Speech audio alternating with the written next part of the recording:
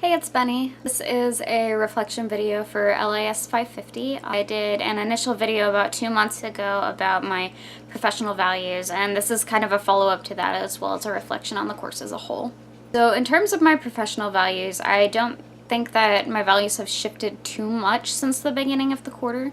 In the initial questionnaire, I scored highly on responsibility and social responsibility, and I think that my values are still very much in line with that. I talked a lot in my initial video about how it affected me in my work with classroom technology with instructors and students, and how their needs were important to me because being able to make sure that they could teach their classes and they were able to learn was something that was important both for us and for making sure that they actually utilized all the time that their students had paid for in order to learn. So I've been able to apply those values in kind of a different way this term because I've been spending a little bit less time at that job because I've been a TA for LIS 570 for the term, and I've been able to apply those to how I'm teaching my own students as well. It's pretty noticeable to me that if I'm able to help somebody with something and I have the time to do it, I'm going to do it. If I'm awake at 3 o'clock in the morning and a student asks a question on the forums and I know the answer to it and I'm already awake and I've already read it,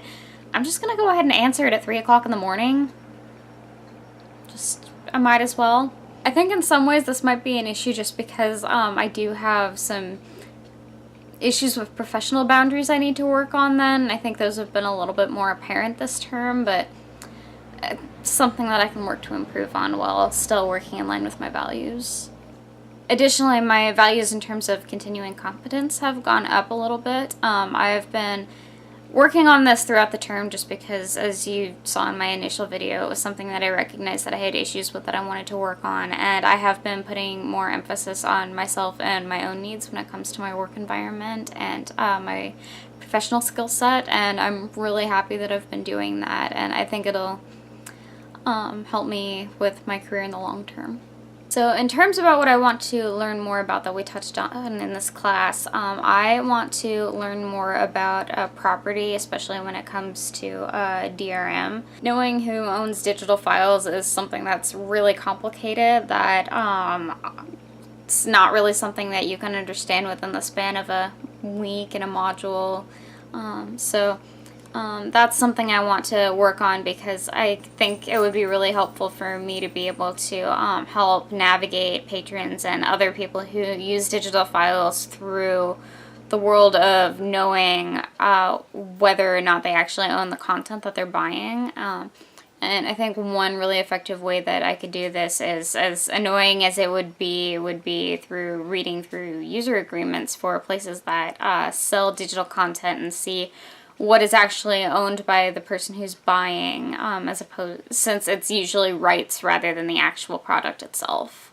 And in terms of what I plan on taking from this class and using in my professional work in the future, I think the information that we got about privacy will be really important for my work. Privacy is a really complicated topic that isn't very well understood in the US. As I saw in my work with my group on the CCTV policy, it's something that we don't have a lot of laws about in the US that other places like the UK actually have pretty strict laws about. And I don't think that's something that's widely understood in the US, and I think being able to be more informed about that will be really useful for advocating for patrons so that they know their own rights when it comes to privacy in the US and within libraries in general. And I think that's about it. Thank you for watching.